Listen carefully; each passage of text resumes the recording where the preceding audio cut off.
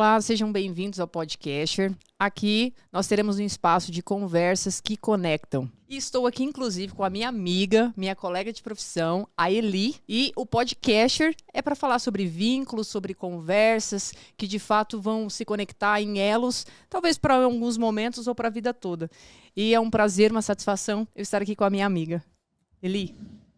Exatamente, o podcast é esse elo de amizade, de conexões, né? Que se completam, que se constrói. E hoje nós estamos lançando o nosso primeiro episódio. Uhul. Estamos com uma alegria imensa no nosso coração, porque nós estamos com um casal muito especial para nós, particularmente para mim, né? É uma alegria e uma honra muito grande estar aqui com Pastor Lucas Paulo e Pastora Mariana, meu filho e minha nora. Apresente-se para nós, por favor. Primeiramente, quero dizer que é uma honra não apenas participar, mas participar do primeiro, da inauguração, da abertura. Eu tenho certeza, a gente estava aqui conversando, orando, tenho certeza que aquilo que Deus colocou no coração de vocês, para essa estação, para essa ferramenta, né, que é esse podcast, vai alcançar muitos corações. É uma honra muito grande participar aqui com a minha esposa, ver você aqui, mãe, na minha frente agora, com um propósito específico aqui pra gente falar com pessoas, abençoar pessoas, enfim, fico muito feliz. E a Lê também, prazer te conhecer, uma honra. Sim, obrigada, gente, por esse espaço. E, de novo, é uma honra participar do primeiro episódio.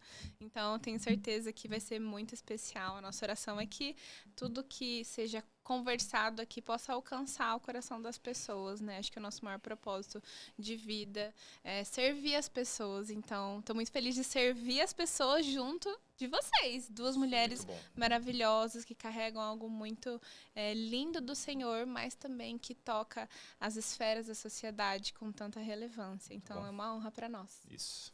Muito obrigada mesmo pela presença de vocês, por estar de fato inaugurando. Conversando com a Eli, nós descobrimos que tínhamos o mesmo desejo e a nossa amizade, a gente sempre tocou sobre esse aspecto do vínculo, né? Pessoas, elas nos curam, pessoas nos machucam também, mas são pessoas que nos curam. E falando aqui, primeiramente, com vocês, que são pastores jovens, né? Tem uma filha maravilhosa que eu conheci hoje, uma honra mesmo para mim poder estar participando aqui com vocês. E já gostaria de começar com uma pergunta. Vocês saíram de Campo Grande jovens, ainda cedo, né? E os desafios que vieram depois disso, por esse encontro com Jesus. Então, eu gostaria que vocês falassem para nós um pouquinho como foram esses desafios de sair de Campo Grande e quando vocês conheceram Jesus, quando vocês perceberam que tudo mudaria, né? A partir do momento que vocês corresponderam a esse sim ao Senhor, como foi isso? Quando vocês perceberam que tudo mudou? Vou começar pela segunda pergunta, porque acho que faz muito parte do começo da nossa história com Jesus. Nós passamos pelo nosso processo de conversão em 2014, né? 13 e 14. Faz bastante tempo já, nós éramos bem novinhos na época. Na verdade, não tanto quanto eu gostaria de ser novo quando eu conheci Jesus, mas na época tinha 20 para 21, minha esposa tinha 18 para 19.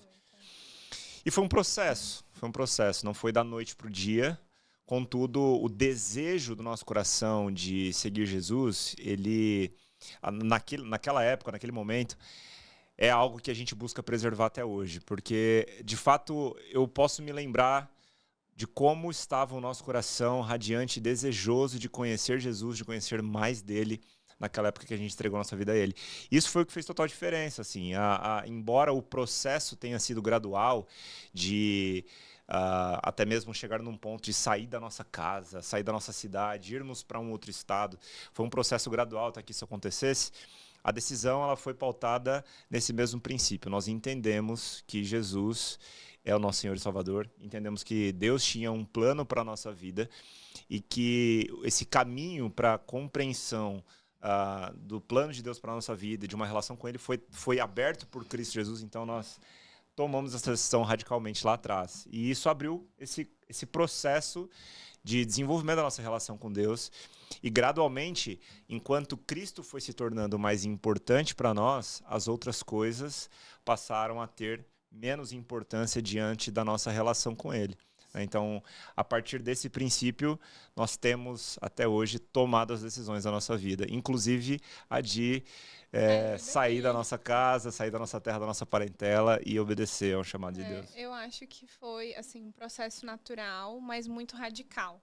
E tanto que essa compreensão veio da compreensão também do nosso chamado. Então, a gente não sai de Campo Grande porque a gente quer uma vida melhor, melhorar financeiramente. Foi pura obediência. Foi puramente por obediência. Tanto que a gente sai de Campo Grande em 2020, né, depois de um longo processo, entendendo o nosso chamado. A gente começou a liderar adolescentes. Então, teve toda essa construção na nossa igreja local, né? Nossa antiga igreja local, para o momento onde entendemos no Senhor que Ele estava nos chamando para fora. E foi um momento muito difícil para todo mundo. Inclusive, principalmente para a família, né? Porque, glória a Deus, era uma coisa que a gente conversava muito, né? Que maravilhoso foi, né? A parte da nossa família entender sobre o chamado de Deus para que eles pudessem nos liberar. Então, vamos dizer assim, esse processo de desvinculação foi doloroso, mas a gente tinha muito suporte deles, né? Sim. A gente sai de Campo Grande em 2020, fomos para o Rio de Janeiro. E foi, assim, muito complexo, né? Essa adaptação nova, num estado novo, uma cultura completamente diferente. Éramos muito jovens. Foi um momento que as nossas finanças não estavam boas.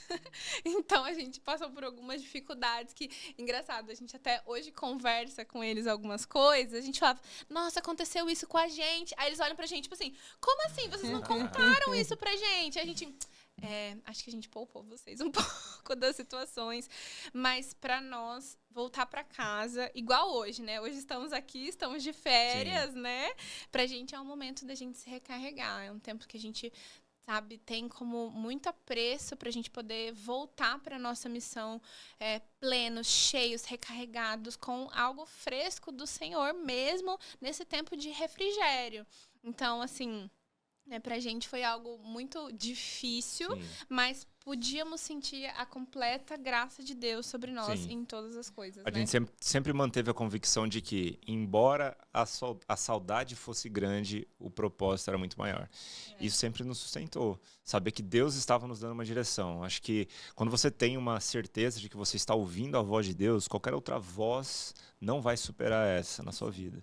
Então, a gente se apegou nessa palavra e isso é o que tem nos feito permanecer Sim. num caminho de obediência até hoje nas decisões que nós tomamos. É o nosso lema, né? O preço não é maior do que o propósito. E nos dias difíceis é muito importante se lembrar disso, né? É isso. E é interessante eles tocarem nesse assunto do apoio da família, porque no início, né, eles compartilhavam que eles tinham o interesse de... Eles sabiam que em algum momento eles iriam para outros lugares, né, cumprir o propósito deles. E eu tinha uma dificuldade muito grande, né, de aceitar essa separação. Mas é tanto que é um propósito tão real, tão genuíno, que Deus falou comigo, tocou no meu coração.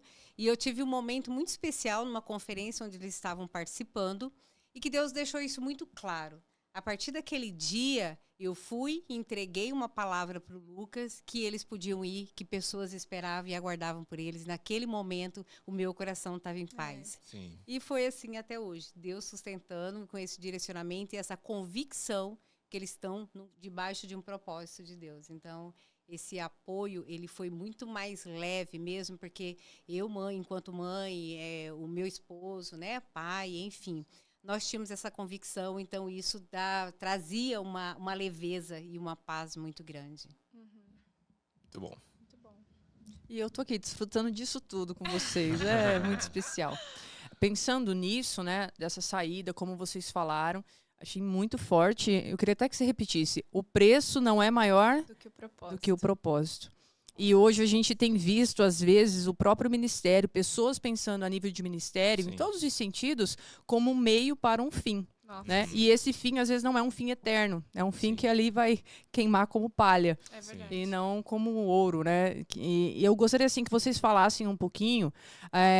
Gostaria até de ouvir dos dois. O que mais queima no coração de vocês a respeito disso? Vocês saíram de casa, Sim. entendendo um propósito. Que propósito é esse? Gostaria que vocês falassem um pouquinho sobre isso, sabe? Como vocês, a vida de vocês, a relação de vocês com Deus, ela se derrama, ela transborda na vida das pessoas. Sim. Eu costumo dizer que temos descoberto o propósito no caminho. Porque o mais importante em si não é o que a gente vai fazer, mas é com quem a gente está. E nós estamos sendo acompanhados por Deus à medida que nós estamos obedecendo a Ele. Então, o nosso maior propósito na Terra, embora não saibamos qual seja no sentido do que faremos por todos os dias da nossa vida de forma específica em cada estação, é obedecer a Deus e caminhar com Ele, conhecer Jesus, ser amigo de Deus. Eu quero muito que no final da nossa vida, nossa filha, que está ali deitadinha no sofá, possa relatar para os filhos dela e os nossos netos e os nossos bisnetos possam, ao ouvir a nossa história, dizerem que os avós ou os bisavós... É que ela vai acompanhar isso por muito tempo, mas eu digo que a nossa geração, né, a nossa linhagem, digamos assim, vai poder dizer que o pai, o avô, o bisavô foi alguém que caminhou com Deus, que a avó era uma mulher temente a Deus. Acho que isso é o mais importante para nós, sabe? O que nós faremos no caminho é legal, porque é um privilégio viver com Deus, desenvolver aquilo que Deus está nos comissionando a fazer, mas o mais importante não é o que a gente faz. Então, não que não nos importe, nos importa, mas não é esse o fim, é um meio. Então, se as pessoas são pegas e motivadas exatamente somente por aquilo que elas vão fazer, elas vão se frustrar. Mas se a motivação dela está em com quem ela caminha, isso não vai faltar nunca, porque Ele prometeu que estaria com a gente até a consumação dos séculos. Sim, mas entendendo tudo isso, nós sabíamos que existia um povo que nos esperava. Quando a gente saiu de Campo Grande, a gente se mudou para o Rio de Janeiro, né? A gente se conectou ao ministério que nós fazemos parte hoje. E logo após isso, a gente entendeu que nós teríamos uma missão em São Paulo. Então, hoje nós estamos pastoreando em São Paulo há quase 4 anos, né? Faz quase 4 anos que chegamos lá. Eu cheguei grávida de 6 meses. Nós sabíamos que tinha um povo específico para que a gente alcançasse no país São Paulo, né? Que é um mundo paralelo. É uma grande metrópole, um lugar que é multicultural, um lugar onde... Lá tem umas pessoas de franjinha curta assim, de cabelo mullet igual o meu. Mullet igual dele. Mas pessoas que caminhavam vazias e hoje a gente pode ver e testemunhar a graça de Deus, o amor de Deus, o propósito de Deus alcançando essas pessoas. Então, a gente começou a igreja lá na Avenida Paulista. Ficamos 9 meses lá com a igreja num hotel, depois nos mudamos para o prédio, né? Foi o primeiro campus que a gente participou da plantação, lideramos essa plantação.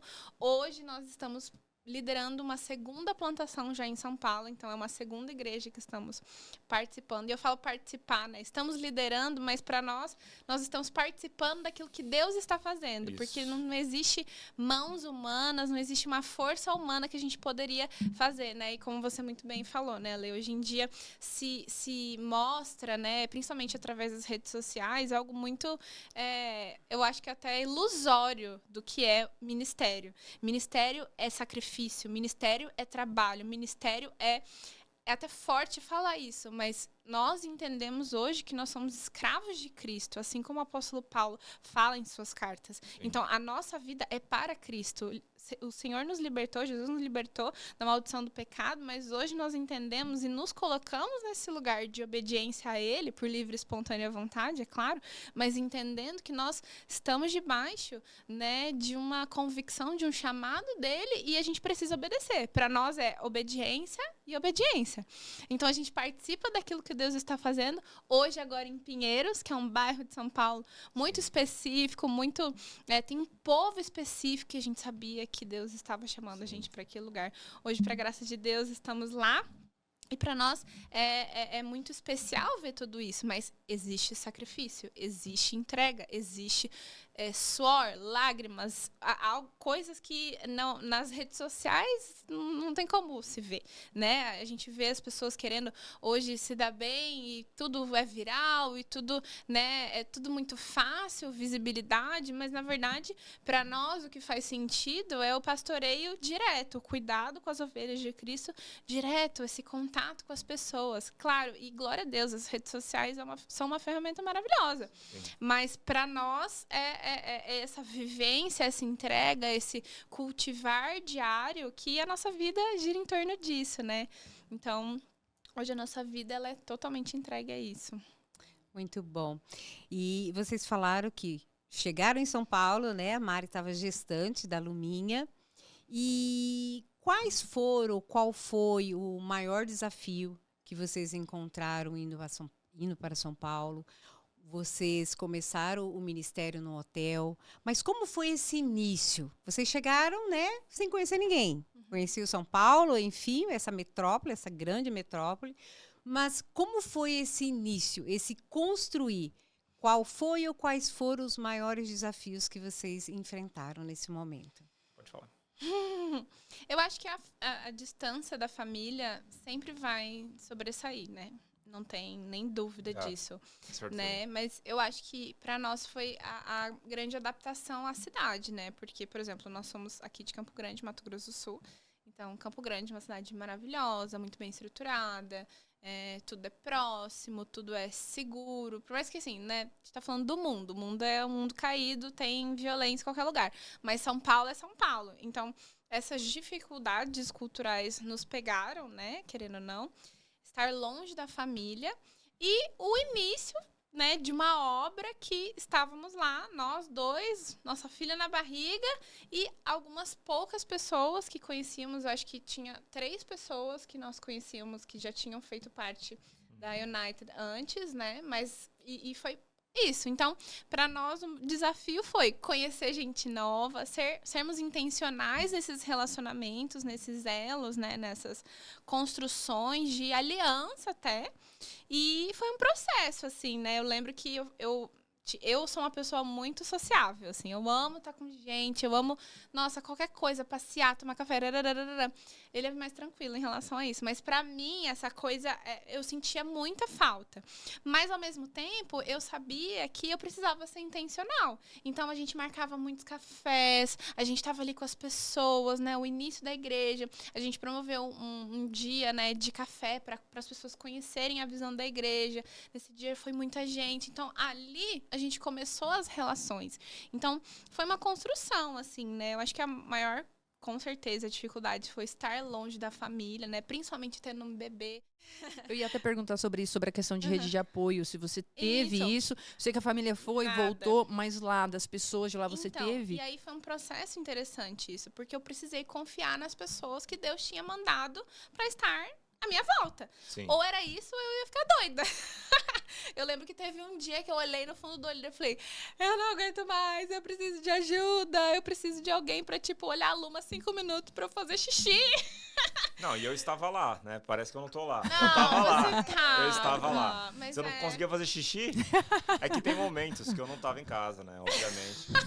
Mas assim, eu entendo que a gente tá falando de maneira geral, né? Da vida, e é evidente. Imagina só, 2 jovens no centro de uma cidade de 12 milhões de pessoas, começando uma igreja sem recursos financeiros para isso e apenas confiando numa palavra de Deus, longe da família. Então, os desafios foram muito grandes, exigiram de nós uma fé especial, desenvolvimento na nossa fé, um nível de dependência muito maior que nós ainda não tínhamos experimentado. Então, isso nos esticou, isso nos amadureceu, mas foi muito bom também poder contar, obviamente guardadas as devidas proporções e o devido espaço, com o apoio da comunidade. Nós tivemos pessoas que se achegaram a nós no início da nossa caminhada em comunidade e que se colocaram como suporte. Então, obviamente que nós é quem delimitávamos o tipo de suporte, isso, né, que as pessoas nos dariam, mas era sempre muito importante saber que nós poderíamos contar com alguém em algum momento. Eu acho que essa sensação, ela já nos traz mais segurança. Você saber que você, embora esteja longe da família, você não está sozinho. Tem pessoas ali que talvez estão compartilhando do mesmo momento de vida que você.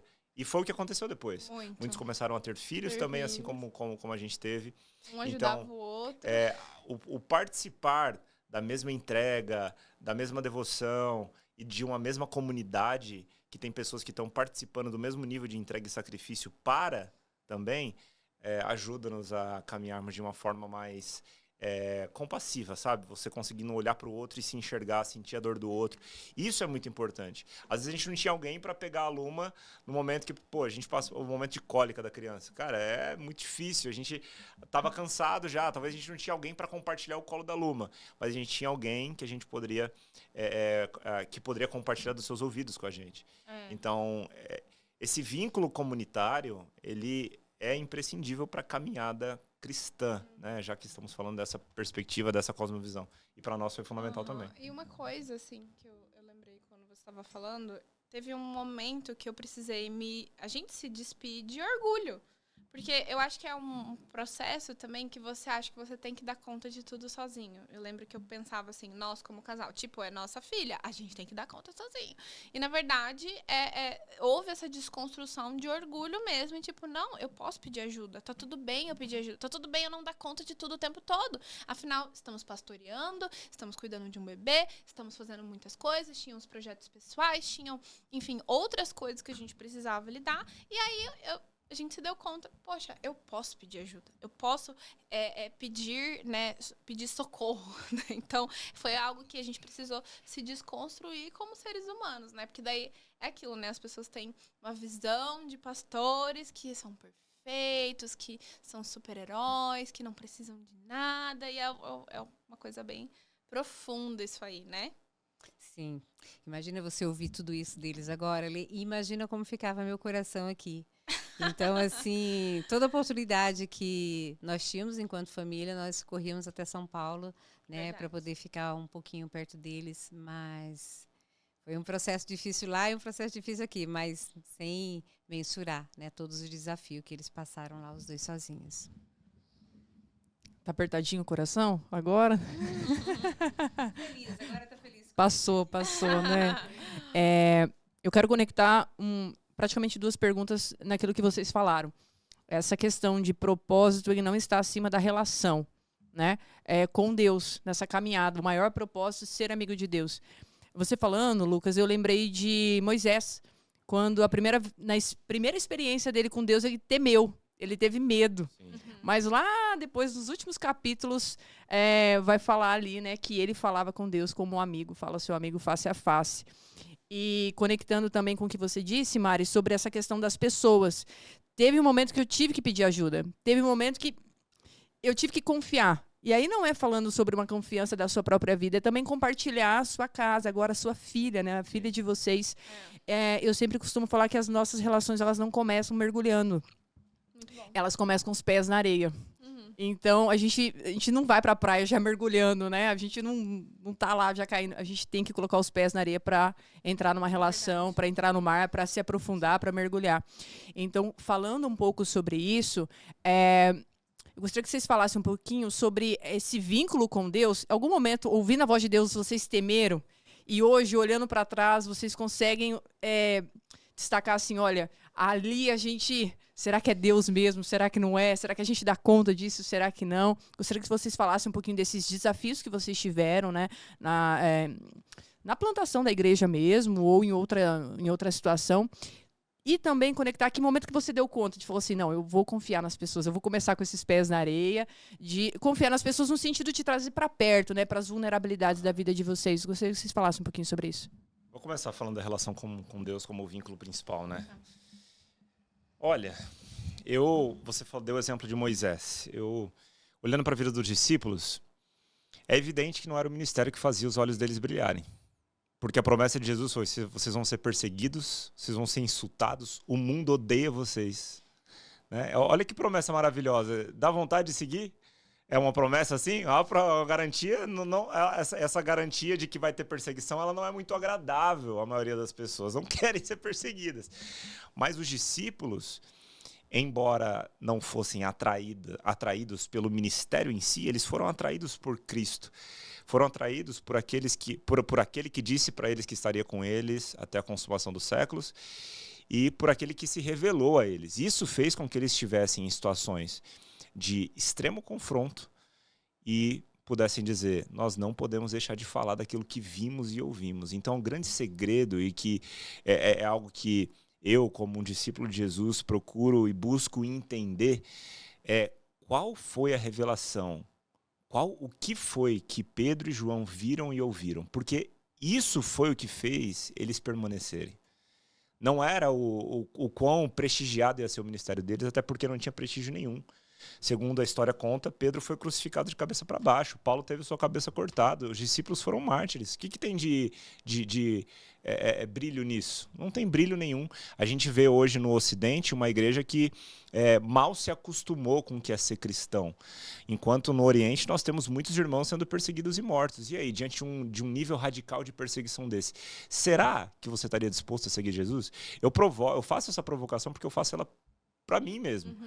Sabe, será que o que eu quero é Jesus mesmo? Ou será que eu quero um hype gospel e surfar nisso porque tá na moda ser crente no Brasil? Entende?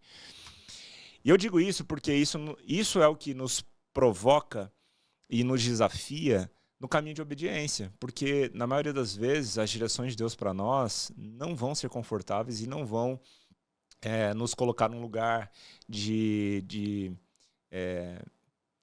um desfrute terreno da mesma forma como outras possibilidades de vida na Terra nos proporcionariam. Entende o que eu estou dizendo aqui? Houveram muitos momentos em que, de fato, a gente precisou confiar radicalmente em Deus, porque nós não víamos nada e absolutamente nada palpável para nos apegarmos. Isso aumentou o nosso nível de dependência, isso esticou a nossa fé, mas continua, é um caminho. Por exemplo, nós acreditamos que Deus tem uma temporada para nós em outra nação. Hoje nós temos uma filha. Nós temos um outro nível de renúncia para fazer, para entregar. Então, o nível de entrega, ele vai se tornando gradualmente maior. Quando a gente é jovem, né, a gente está... tem menos pessoas dependendo da gente, né? Então a gente tem mais disponibilidade naturalmente falando. Acho que até por isso Jesus foi muito inteligente e convidou os seus discípulos muito jovens ainda para segui-lo, né? Mas sim, somos desafiados dia após dia. Estamos diante de um novo desafio em breve na nossa vida pessoal, falando de uma estação futura fora do Brasil.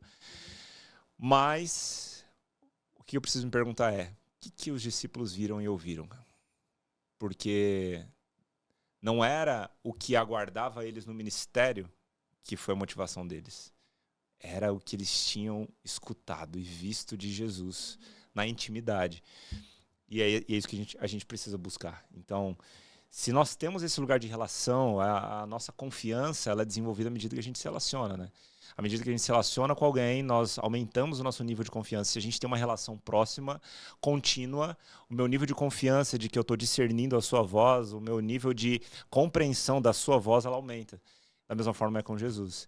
Então, a nossa relação com Deus ao longo do tempo tem nos ajudado a depender mais radicalmente dele.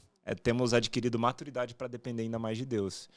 Então, é nesse lugar que a gente tem buscado tomar as nossas decisões, ainda que elas sejam extremamente desafiadoras, muitas vezes. Eu abri um pouco esse assunto naquela pergunta anterior, né? Eu acho que houve um despir de orgulho e uma visão de humanidade própria, né? Eu não vou dar conta de tudo, eu não sou um super ser humano, eu não preciso estar vestida de uma máscara de que eu sou perfeita e eu não vou errar. Pelo contrário. E as pessoas que fazem parte da nossa igreja, a gente chega... a gente tem uma classe de membresia e uma das primeiras coisas que a gente fala é: se tem uma coisa que a gente pode prometer para vocês, é que vamos errar com vocês. A sua expectativa precisa estar alinhada, porque em algum momento vamos falhar. Mas estamos todos aqui buscando o perfeito. Aquele que vai nos respaldar, nos ensinar, nos constranger muitas vezes, né? Então, acho que foi esse trabalhar e abrir o meu coração. Então, foi um processo, né? Como você falou. Eu amei o que você falou, Ale. A relação, ela vai começar ali, com os pés na areia. Hoje, 4 anos depois, a gente tem uma relação com as pessoas na igreja que são, de fato, a nossa família. Então, para nós, por exemplo, essa pauta de ir para fora do país é complexa. Mas é o que mais me dói e imagina pensar, tipo, meu Deus, mas como vai ser? E as pessoas? E agora nem é mais a nossa família natural, agora tem a nossa família na fé também. Tem, sei lá, os amigos da minha filha que ela nasceu e cresceu e estuda junto e todo mundo junto e esses vínculos que já foram construídos, né? E aí a gente vai ver e é interessante ver que eles são provados, porque a distância, talvez ela vai comprovar se eles eram verdadeiros, se eles tinham, né, um intuito genuíno ou não. Mas eu creio que sim, obviamente, né? Mas é muito interessante isso, é uma desconstrução, né? E é um desafio agora, né? Vocês viverem uma nova etapa, um novo ciclo e ter que agora deixar essa família que vocês construíram ali em algum momento, né? Meu Deus, mas isso é uma coisa Pauta. futura. Pauta futura. Não, a Bíblia diz, basta cada dia o seu próprio mal. Vamos deixar ali. A gente vai entrar nessas questões agora, até da maneira como vocês lidam, né? Relacionamentos, eles nos sobrecarregam também. Como que vocês, enquanto dentro da saúde mental de vocês lidam com isso? E você destacou algo, Lucas, que a Mari está trazendo agora, sobre... Não é o propósito, o foco maior ali, qual vai ser o propósito. Isso tira um pouco a ansiedade, né? Uhum. Porque se você vive a maior promessa, que é a relação com Cristo, essa intimidade, então todos os dias você já está vivendo o propósito. Exato, Ainda que ele vai te enviar para missões, para caminhos diferentes, para aventuras diferentes. Mas eu acredito que isso traz um pouco, aquieta um pouco o coração daqueles que ficam se perguntando: qual é o meu propósito? Para onde eu vou? Porque essa ideia do fazer, ela tem vindo antes do ser, né? Sim. Eu faço. E se eu termino uma missão, fica aquela sensação de vazio. Isso. Sim. Ou se eu não dou Se aquilo conta, é retirado de mim, minha vida acabou. se são as minhas ovelhas, né? E aí a ideia é, eu estou aqui Complexo. cuidando das ovelhas do Senhor, Jesus. porque se eu trouxer para mim essa ideia de que é meu, ou que é o meu ministério, é a minha vez, é o meu momento de brilhar, talvez Cristo vai colocar a gente para brilhar em momentos de perseguição, e aí a gente não vai entender nada, né? A gente vai se decepcionar com Deus que a gente criou, idealizou, e não exato, com quem de fato Ele é. Muito bom. E até falando nessa questão de saúde mental, porque somos psicólogas, né? Inevitável a gente falar de saúde mental. E acompanhando a fala da Mari, né, dessas pessoas que vocês tiveram como rede de apoio, né, na vida pessoal e no ministério, nós entendemos na Bíblia, né, lendo a Bíblia e acompanhando a Bíblia, que Jesus formou discípulos. Como foi para vocês levantar pessoas para que justamente vocês não vivenciassem essa sobrecarga? Como que vocês lidam, né, com os liderados de vocês? Como foi esse levantar e a importância que eles têm hoje para o ministério juntamente com vocês? Acho que de forma muito orgânica, que o comissionamento de Jesus é fazer discípulos, né? Então, naturalmente, o discípulo precisa gerar discípulos. Se um discípulo não está gerando outras pessoas que darão continuidade naquilo que ele está fazendo, está faltando algo nesse discipulado. A gente lida de forma natural, até mesmo por entendermos e compreendermos que a parte da vocação que Deus nos deu é abrirmos caminhos para outras pessoas que vão ser levantadas e vão seguir um caminho adiante, vão ser melhores do que a gente naquela missão. Nós temos feito isso já há alguns anos, né? Então, na responsabilidade de plantação de igrejas, esse processo ele precisa acontecer de forma orgânica, mas também bem intencional. Isso. Então, nós temos sido bem intencionais nesse processo, né, de levantar pessoas, de fazer com que as pessoas possam identificar na relação delas com Deus qual é o chamado delas, para que elas possam identificar os dons e talentos que Deus deu para cada uma delas. E com o auxílio do Espírito Santo, temos também adquirido esse discernimento de identificar, né, as habilidades e os talentos que Deus deu para que cada um possa desenvolver. Então, tem sido muito legal. Acho que um dos grandes prazeres, no caso da obra ministerial que temos desenvolvido, é levantar pessoas que vão adiante de nós e vão fazer algo além daquilo que a gente pôde fazer em determinado lugar. Agora, isso forja sempre, acho que você que tocou no ponto do orgulho, da humildade, em outro âmbito da relação, mas nessa relação também precisa ter. Porque, no final das contas, é o que você tocou, não é sobre nós, não são nossas ovelhas, não são nossos discípulos. São discípulos de Cristo Jesus, são ovelhas que Deus tem nos dado a oportunidade de cuidar por um momento, por uma estação, mas o corpo de Cristo é muito maior do que o nosso papel no local, né? Então, a gente precisa só desempenhar a nossa parte como membros desse corpo e faz parte do nosso papel fazermos discípulos. Sim, e eu gosto de falar para as pessoas que eu acompanho que o nosso chamado é ser uma escada de crescimento para as pessoas.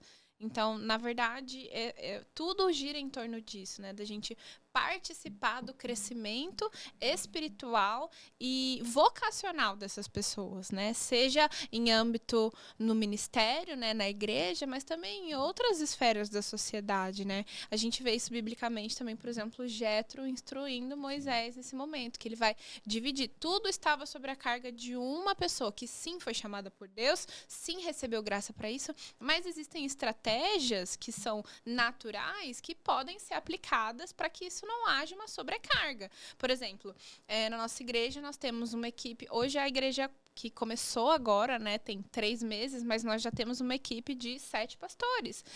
Nós temos uma equipe de, acho que 18 líderes. Nosso maior papel é desenvolver essas pessoas, empoderar elas com a palavra de Deus, com ensinamentos, com discipulado, com correção, com encorajamento, com tudo isso para que elas possam também levantar outras pessoas. Sim. Então, a gente distribui esse cuidado, distribui esse comissionamento. Sim. E ali a gente vai ver, né, a igreja em movimento, porque não se trata de 2 pessoas, de uma pessoa, mas também do corpo de Cristo sendo levantado. E isso traz para nós uma leveza no chamado. Sim, a gente entende também, né, uma coisa que a gente aprendeu muito bem, isso do nosso pastor, né? Existe o A, B e C que nós precisamos fazer. Tem coisas que só nós 2 podemos fazer. Na verdade, tem coisas que só ele pode fazer. Não sou nem eu, que eu sou esposa. Só ele pode fazer. Aí tem o B. O que é o B? O B são coisas que eu poderia fazer, mas talvez eu já possa delegar, eu já posso comissionar outra pessoa. O C é tipo assim, eu nem deveria pensar em fazer sobre isso, mas às vezes aquela coisa, deixa eu fazer porque é mais rápido, deixa eu fazer porque, é mais, sabe aquela coisa, e isso é uma coisa complexa para os perfeccionistas, né? Tipo, se eu fizer mais rápido, eu perco mais tempo instruindo alguém do que eu poderia fazer, mas são esses extras que desgastam, são esses extras que vão ver que se torna uma sobrecarga. E aí a gente vai ver uma geração de pastores cansados, uma geração de burnout, uma geração de depressivos, uma geração de ansiosos. Mas por quê? Não estamos fazendo o que realmente deveríamos fazer. Muito bom. Tem os 2 lados, né, nisso. Sim. Porque, por outro lado, especialmente numa obra fundacional de plantação de igreja, você tem que arregaçar a manga e trabalhar duro. Porque você está abrindo o caminho. Eu costumo dizer que a obra de plantação, você vai ter que... Imagina a plantação de uma árvore. Você vai chegar e vai preparar o terreno, você vai arrancar toco, você vai carpir o mato, você vai preparar o solo. É uma obra bruta, você vai cavar um buraco. Você tem que ter disposição para isso mesmo. Agora, ao mesmo tempo, à medida que a gente vai desenvolvendo, faz parte do nosso chamado levantar pessoas. Aí, lá, uma das igrejas que a gente plantou em São Paulo, nós plantamos, passamos pelo processo de fundamentação, pastoreamos a igreja por 3 anos e 9 meses. Lá, somada a equipe pastoral com a equipe de liderança, nós tínhamos cerca de 50 pessoas. Então, olha que bênção ter 50 pessoas para dividir o fardo. Então, isso nos proporcionava a possibilidade de, para aquela estação da igreja, sermos mais efetivos em coisas que só nós poderíamos fazer. Só que quando tá tudo bom, Deus fala pra gente, agora vamos começar de novo em outro lugar, vamos arrancar toco em outro lugar. E a gente tem feito isso ao longo dos últimos anos na vida. São estações, né? Então, esse início requer mais de vocês, né? São uma demanda maior, um sacrifício maior. Eu estava observando a fala de vocês e teve uma que me chamou muita atenção, que hoje eu me observo muito. Quando a gente fala as ovelhas não são nossas, são da igreja. Eu comecei a observar isso porque muitas vezes eu ia em alguns locais palestrar, enfim, fazer parte de um bate-papo, e no início eu falava, eu sou da igreja Édenes, por exemplo, que hoje é o meu ministério. Depois eu me percebi, não, eu não sou da Édenes, eu faço parte da igreja Édenes, né? Então, assim, é uma forma que, se você for ver o significado, muda, né? E a gente tem que se perceber. Hoje eu faço parte da Igreja Édenes, é o meu ministério, né? Então, Mas você faz parte da Igreja de Cristo. Exato. Sim. E eu congrego Você é na da, Igreja né? Édenes, né? Então, quando a gente fala eu sou da Igreja X, sou até com aquela coisa de Posse, né? de posse, né? Então, a forma como a gente fala tem um significado aí. E vocês falando dessa liderança que contribui para que vocês sigam no chamado e no ministério mais leve, o que vocês fazem, além dessa parte do ministério, de levantar líderes, né? Prepará-los para cada um dentro do seu propósito? Fora isso, porque de fato a gente percebe isso não só no ministério, mas em diversos âmbitos, o quão as pessoas têm adoecido, né? Com essa sobrecarga, com essa autocobrança, com a comparação. Como que vocês preservam, né, a saúde mental de vocês? Porque nós entendemos que nós somos corpo, alma e espírito, né? Sim. A gente precisa cuidar do todo. Como é isso para vocês? Muito bom. Posso? Pode. Eu acho que eu tive 2 momentos muito cruciais no meio dessa caminhada, assim, de 6 anos aí diretamente pastoreando, né? Antes liderávamos adolescentes, mas agora diretamente pastoreando. Teve um momento que eu entendi, e é justamente isso, né? 1 Tessalonicenses 5:23 fala que o nosso espírito, alma e corpo precisam ser conservados irrepreensíveis até a volta do nosso Senhor Jesus Cristo. Então, eu entender que eu sou um ser tripartido, eu preciso entender quais são as prioridades que eu vou tomar no meu dia a dia. Sobre rotina. Então, para mim, o meu tempo com Deus, ao acordar, assim... como fala? Inegociável. Sim. É totalmente negociável. Por quê? Eu não estou... Esse tempo com Deus não é para eu preparar uma mensagem para pregar na igreja. É para que eu, Mariana, seja edificada. Outra coisa, exercício físico. Teve esse momento que eu falei, para cuidar do meu corpo não vai ser luxo, não é algo supérfluo, Sim. é um cuidado com o templo do Espírito que eu carrego. A Bíblia fala, o apóstolo Paulo fala na primeira carta aos Coríntios que o nosso corpo é o templo do Espírito Santo. Então, eu preciso cuidar do meu templo, porque senão eu não vou conseguir chegar aonde eu quero. Eu não quero correr 100 metros muito rápido. Eu quero correr uma maratona e chegar até o fim e receber a minha coroa de recompensa inteira. Eu não quero que seja rápido, então eu preciso durar. Eu preciso cuidar de mim. Então, fazer exercício físico foi algo que, assim, eu brinco, né? Jesus me salvou, mas a academia foi, tipo, o segundo cuidado, assim, né? E aí, entrou recentemente algo que eu tinha muito tabu, muita resistência, que é fazer terapia. E engraçado que não era um tabu no sentido... Eu acho que a nossa geração tem entendido isso um pouco melhor, que não é falta de fé cuidar da alma. E aí, a gente tá falando de alma, o âmbito da alma, que são as nossas emoções, os nossos sentimentos. Mas eu era a pessoa, e talvez você se identifica aí de falar, isso não é pra mim, não, acho que eu não preciso. Eu consigo cuidar de mim mesma, eu consigo lidar muito bem, mas aí volta até no que a gente já conversou. Eu precisei me despir de orgulho e falar, eu preciso de ajuda? Sim. Então, é algo que eu tenho feito recentemente e tem sido, assim, muito precioso, muito benéfico em muitos sentidos, cuidar da minha alma. Então, o meu espírito muito fortalecido, a minha alma bem conservada, com a minha mente renovada, o meu físico sendo cuidado, hoje eu me sinto na minha melhor estação. Então, assim, é um cuidado que a gente precisa, né? É aquilo, o todo dia que vai refletir em algo muito mais proporcional. Mas são as pequenas coisas que vão roubando a gente. Eu brinco, eu falo uma frase que é meio engraçada, assim, meio sem graça, na verdade. Que é, quem nasce grande é filhote de baleia. Tudo é aos poucos. O cansaço físico, o cansaço mental, esses ataques na mente que eles vêm, né? Jesus falou, o dia mau ele vai vir. No mundo vocês vão ter aflições. Tenham bom ânimo, eu venci o mundo, mas a gente precisa estar preparado. Vestido com a nossa armadura de fé, com a nossa armadura que Deus nos deu, mas eu preciso saber que cada decisão que eu tomo é ler a palavra, cuidar do meu corpo, ter uma alimentação saudável, buscar ajuda terapêutica, enfim, vão ser coisas que vão contribuir para o todo, né? Com certeza. E, geralmente, a decadência em um desses âmbitos, na verdade, assim, a decadência emocional, de forma geral, é a negligência de um desses âmbitos. A gente identifica muito isso. Ou todos, né? Ou de todos. Sim, até porque se a gente for pensar, até tocando na questão do orgulho, a gente vai para estratégias compensatórias para falar que a gente está bem, né? Então, se as relações estão nos machucando, estão nos sobrecarregando, não, eu vou ficar bem, mas o que a gente faz? A gente se afasta. Aí a gente vai para um isolamento. Né? E acha que está certo. E acha que está ótimo. E se tem uma coisa que a gente tem que afastar de nós, não são as pessoas, né? É o orgulho.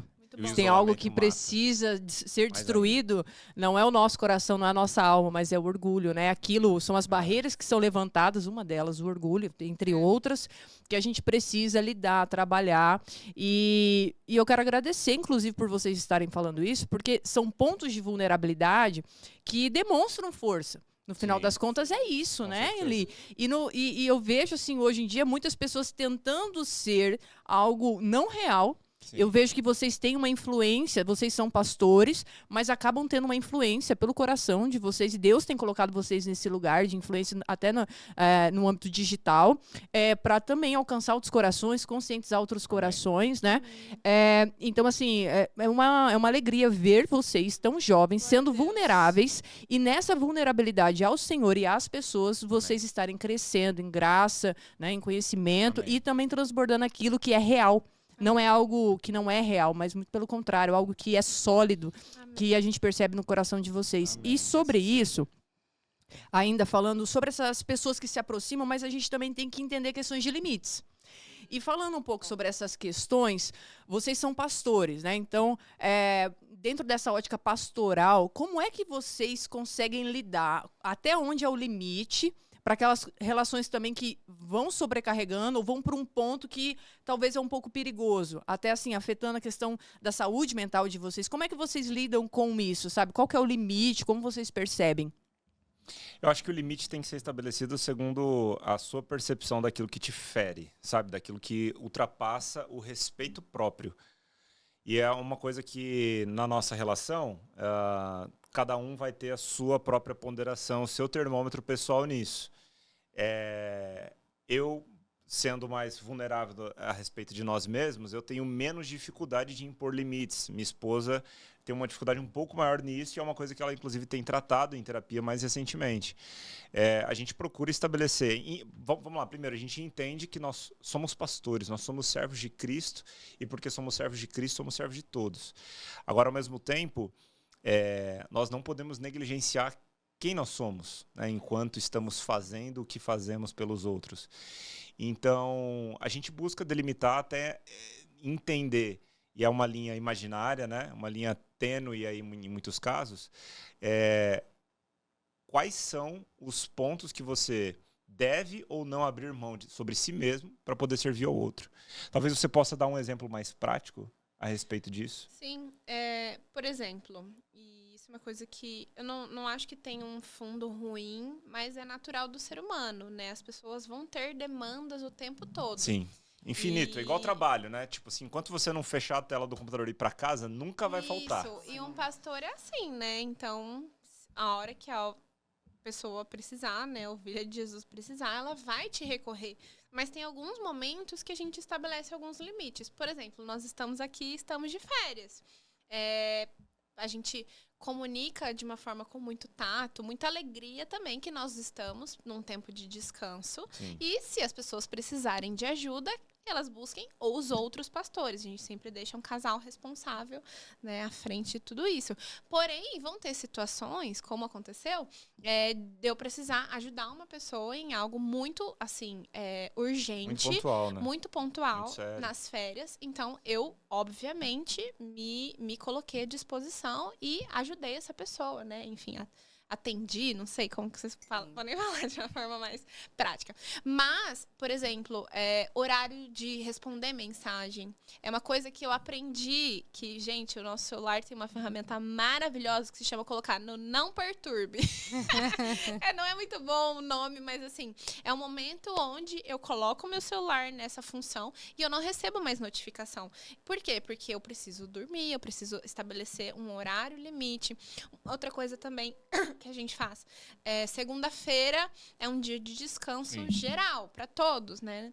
Então, é um dia que a gente tira No ministério, pra né? nossa família. Em relação às coisas da igreja. Isso, a gente pausa as comunicações. Então, segunda-feira não vamos marcar reunião, segunda-feira não vamos planejar coisas. Segunda-feira é um dia para separar, para descansar. Então, eu acho que essas pausas e esses limites saudáveis que a gente coloca, de uma forma com muito amor, com muito tato, falando, né? Não tipo assim, meu Deus, eu vou fugir, como você falou, né? Acho que fugir do relacionamento não é a solução, mas estabelecer esses limites saudáveis. E é muito legal ver quando as pessoas recebem essa, vamos dizer assim, essa informação, elas passam a respeitar e elas passam até a estabelecer isso na vida delas. Porque elas veem, poxa, isso é bom, isso é saudável. Exato. Isso volta no ponto que eu falei, eu quero durar, nós queremos durar. Então, para isso, a gente vai precisar estabelecer esses momentos, esses limites, essa organização. Por quê? Porque no momento que eu estiver, eu vou estar 100%. Eu vou me doar 100%. Eu não vou estar pela metade, eu não vou estar 50%. A nossa visitante aqui. Eu vou estar 100%. Então, no momento que eu preciso estar 100%, eu preciso estar bem. Então, eu acho que esses limites, eles são extremamente importantes nesses momentos, né? Com certeza, acho que é por aí. Eu costumo falar que eles não são só importantes, eles são necessários, né? Porque cuidar de si é também cuidar do outro, Sim. né? Porque você precisa estar bem justamente para você ser inteira. Então, eu costumo falar isso, né? Eu repito muito isso no consultório, que o outro só faz aquilo que você permite. Sim. Então, a partir do momento que você estabelece um limite saudável ali, ele entende, né? Porque o respeito precisa começar em você. Você se respeitando, para que o outro, né, continue com esse respeito. Então, é necessário. Né? E a gente precisa muito ter essa consciência, que às vezes as pessoas falam, mas não é egoísmo, né? Eu ficar focada e estabelecer um tempo só para mim. Não, gente. Não. Cuidar de si é também cuidar do outro, porque você precisa estar inteiro para você poder cuidar do outro, né? Então, muito bom. Não adianta você ganhar o mundo todo e perder sua própria alma. Não vai funcionar, não vai dar certo. Uau, tá intenso aqui, né? Tá denso, muito bom. Tá difícil encerrar. Eu tô aqui, como que eu vou encerrar esse podcast? As relações, elas, tudo que vocês colocaram aqui, muito importante, muito pontual para esse tempo, para o nosso tempo que a gente está vivendo, para a nossa geração. Eu gostaria que vocês destacassem, assim, eu não sei se alguém específico, não precisa necessariamente dar nomes, mas uma relação que transformou a vida de vocês. A gente falou muito dessa relação com o próprio Deus, mas Deus manifesta através de pessoas, né? Houve um momento da vida de vocês que houve um Onesíforo aí que se levantou, assim como o Paulo teve ali, né? Um amigo que procurou, foi atrás, viu e encontrou, ainda que em prisão. Houve um momento assim da vida de vocês que vocês conhecem pessoas que marcaram a ponto de falar, essa pessoa entrou na minha vida como assim, uma bênção de Deus para mudar, para transformar, para trazer, ampliar essa visão, né? Até questão de limites. Sim. Vocês falaram que vocês vivendo isso, outras pessoas começaram a viver. Então, às vezes, as pessoas não têm... não está tão ampliado a visão. E a partir do momento que elas entendem, percebem que é bom, elas também acabam vivenciando. Então, eu gostaria que vocês falassem um pouquinho. Tem alguém, assim, na vida de vocês, como casal ou de forma individual, que falou assim, olha, foi um fôlego de Deus para mim, assim, e a ponto de vocês honrarem porque fazem parte de quem vocês são hoje? Sim, você quer começar? Posso falar? Olha, então, é difícil, não tem como citar uma pessoa só. Não dá. A gente está tocando em âmbito ministerial, né? Eu começaria falando dos meus pais, que foram as pessoas que me prepararam para o mundo. Minha base, minha formação são eles. No meu âmbito ministerial, eu diria que os meus pastores, não apenas o meu pastor hoje, mas todos os meus pastores foram pessoas que atuaram como o Barnabé do Paulo, né? Que abriram o caminho, que acreditaram, que bateram no peito e foram lá e falaram, esse cara está caminhando com Deus, né? Foram promotores de confiança dos outros em relação ao chamado de Deus sobre mim e sobre nós. Então, essas pessoas, elas são muito determinantes, sabe? E muitas vezes elas vão nos forjar. elas vão nos confrontar e faz parte, é muito necessário. Saudável, né? É saudável, a gente tem que estar disposto, disponível para ser corrigido, lapidado. Você tocou num ponto em um determinado momento que você comentou assim, é mais fácil se isolar. Por quê? No isolamento a gente não precisa perdoar, no isolamento a gente não precisa andar em amor, no isolamento a gente não precisa fazer muitas coisas, a gente não precisa lidar com gente chata, né? A gente não precisa ser confrontado. No isolamento a gente se esconde, só que o isolamento não produz coisas boas para o homem. Inclusive, já se perguntaram o porquê o regime na solitária, dentre o regime de isolamento nas penitenciárias. Na maioria das penitenciárias do mundo, punição, né? na maioria das penitenciárias do mundo, o regime na solitária é a maior punição. Por quê? Porque a solidão é uma das maiores punições que o homem pode enfrentar. O homem não nasceu para caminhar sozinho. Quando Deus cria Adão e Eva, lá em Gênesis, no capítulo 2, verso 18, né, na hora que ele vai criar Eva, ele fala assim, não é bom que o homem esteja só. Vou fazer alguém que o ajude e o complete. Agora é interessante a gente se perguntar, não tinha pecado ainda. O pecado entra em Gênesis 3. Deus tinha criado tudo. Ele põe o homem no jardim do Éden, onde teoricamente não havia nada faltando, mas Deus ainda faria algo para completar. Porque embora tudo estivesse perfeito, é como se não fizesse sentido se não tivesse alguém para compartilhar. Então, Deus cria Adão e Eva para que, então, a partir daquele lugar, eles pudessem viver na completude. E, obviamente, que antes do pecado, eles podiam também, um no outro, ter a revelação de Deus, porque Deus, em sua essência criacionista, ele deposita no homem esse DNA comunitário e relacional. Deus, ele é um, mas ele nunca esteve sozinho, ele é 3 em 1. E quando a gente faz esse para o nosso tempo de hoje, a gente não pode desconsiderar, porque isso mostra o poder das relações. Então Deus, ele certamente está colocando, você que está nos escutando aí, certamente Deus está colocando pessoas na sua vida que vão potencializar o chamado que Deus depositou sobre você.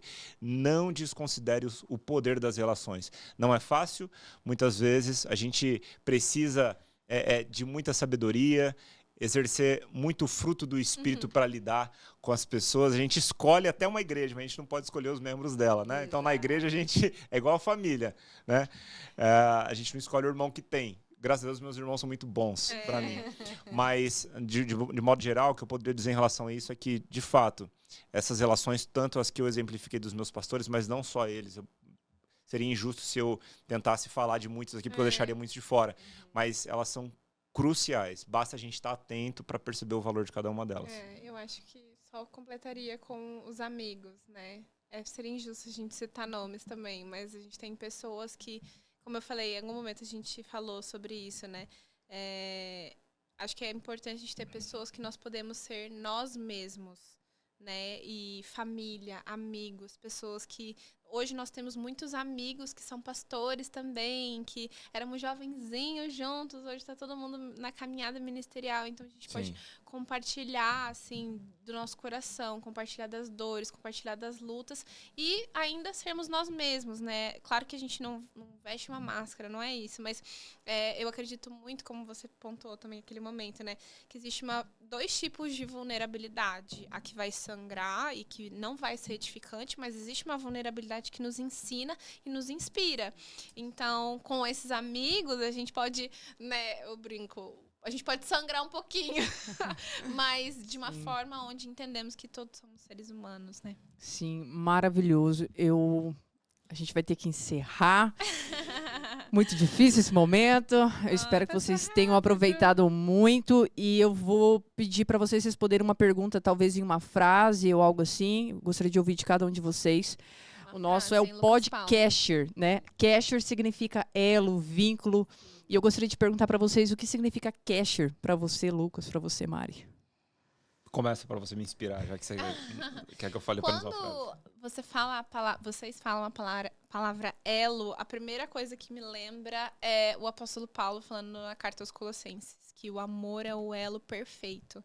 Então, eu acho que essa busca, e parabéns, gente, por esse projeto maravilhoso, que seja uma construção de muitos elos. Amém. E que as pessoas possam entender que estamos todos plenamente conectados, né? E no final do dia vai ser o amor e o amor do tipo de Deus que vai sustentar essas conexões. Então, que vocês possam ser plenamente usadas pelo Senhor através do amor dele para alcançar pessoas, conectar pessoas e fazer com que essas pessoas se encontrem, né? Porque é engraçado, quando eu vi até a logo, né? São coisas cruzadas, coisas conectadas. Então, eu creio que nessas mesas vão haver muitas conexões divinas que vão nos aproximar cada vez Me mais do sinto nosso conectada Criador. a vocês, amigos de infância. Sim. Eu diria que a sua relação com os homens sempre será um reflexo da sua relação com Deus. Uau. Uma frase. Uau. Você falou que era pra falar uma frase, falou aí É verdade, 2 horas. eu fiz- fechei uma eu frase. fiz- Gente, É porque obrigado. você inspirou ela Obrigado pra pela fazer a oportunidade. frase, né? Exato. Eu costumo falar... Ele sempre é melhor que eu. Não, gente, pelo contrário. Inspirou ele a ser mais objetivo nesse momento. Ali a gente vai ouvir, né? Então permanece a fé, a esperança e o amor. Mas o maior destes é o amor. Eu acredito que elo, vínculo, esse amor, ainda que me falte fé, ainda que me falte esperança, se eu tenho amor, o amor é capaz de reproduzir fé Isso. e esperança necessária. Muito bom. Então esse foi o nosso podcast. Muito obrigada, Lucas. Muito obrigada, Mari. Vamos ser amigos a partir de Com agora. certeza. E obrigada, Eli. Curtam, comentem, divulguem. Partilha. E oramos para que a vida de vocês, né? Façamos votos aí para que a vida de vocês, onde quer que vocês pisarem, aonde quer que a voz de vocês ela for colocada, Amém. que possa realmente superabundar na vida das pessoas e que elas Amém. possam se sentir assim, amadas, cuidadas e com um referencial seguro do que é um bom pastoreio. Amém. Amém. Gente, nós estamos finalizando aqui e confesso que eu estou bastante emocionada, porque ter vocês, meus filhos, né, no nosso primeiro episódio é uma alegria muito grande como mãe, como sogra, né? Que na verdade não sou sogra exatamente, né? A Mari realmente mãe eu de tenho ela coração. como uma filha mesmo. Amém. Então foi muito, muito especial ter vocês. E a Lê, com minha conexão divina, né? Que o nosso pastor, inclusive, que nos apresentou, né? E a gente percebeu desde o início que foi uma conexão divina. Não foi o homem, foi uma conexão divina. Nosso pastor foi Amém. usado para esse encontro, né? Tanto é que estamos aqui juntas. Então, foi muito, muito especial ter vocês aqui com a gente. E a minha conexão aqui foi a primeira a topar, falar, vamos, uau, eles vão estar aqui em novembro, bom. então é com eles que nós vamos fazer essa Muito abertura. legal. Então, obrigada mais uma vez. Meu coração transborda gratidão, né? E que vocês possam continuar fluindo, né, naquilo que Deus colocou no coração de vocês. Amém, Obrigada. gente. Obrigado pela oportunidade. E parabéns. Esse é o Parabéns, começo. gente. Obrigada. Obrigada por esse tempo. É isso. Obrigada, pessoal. Tchau.